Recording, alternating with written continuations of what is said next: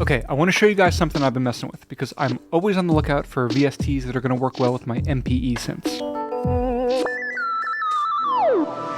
We've looked at Equator 2, Omnisphere 3, and Pigments on the channel before, and today I'm looking at Noisy 2, which just got a big update.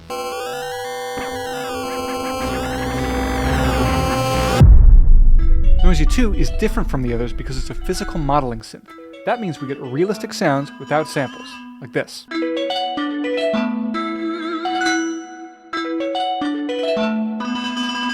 This VST is kind of a big deal, in my opinion. This specific approach to physical modeling, combined with MPE controllers, actually genuinely unlocks new things.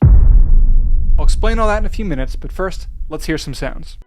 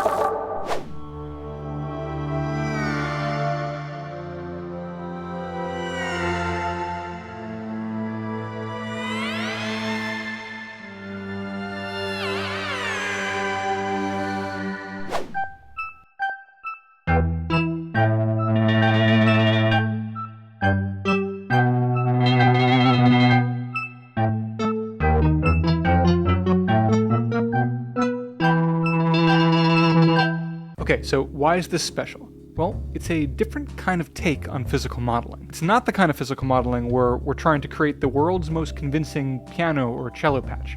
That's cool too, but this isn't that. This is exploratory physical modeling. It's interested in creating impossible objects. A glass string, a rubber bell, a resonator the size of a cathedral attached to a plucked spring.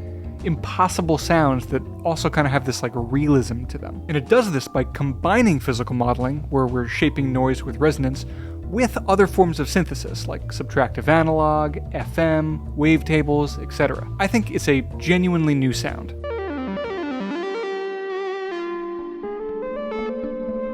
Noisy 2 is built to be paired with MPE controllers. This is where the magic is. Controllers like the Osmose and the Seaboard already encourage you to interact with the patch in this physical, gestural kind of way. And a physical modeling synth is the perfect sound engine for that. You can pluck, scrape, and strum the resonators, and things like velocity and key pressure are actually changing the harmonic content like it would on a real instrument, rather than just crossfading between samples. And there's a feel to that. Obviously, it's not the kind of thing I can convey through video, but take my word for it, it feels very responsive and alive to play. It's alive! It's alive! Okay, let's cap this off with a little technical walkthrough. Not too deep, just enough for you to get the basic idea. So here's what's actually going on. At the core, we have noise as the basic sound source, and there's a bunch of different options for what noise we can use to start with. There's 30 different options. The noise is then processed by these resonators. A resonator is basically a mathematical model that says, when energy enters me, here's how I vibrate. The model determines which frequencies are emphasized, which decay quickly, which linger, and how the frequencies interact. And by shaping these frequency behaviors, we can model the sound of different physical materials. That's the basic idea behind physical modeling. So in Noisy 2, we get 3 resonators to work with, and on each we can choose between a few different physical modeling presets.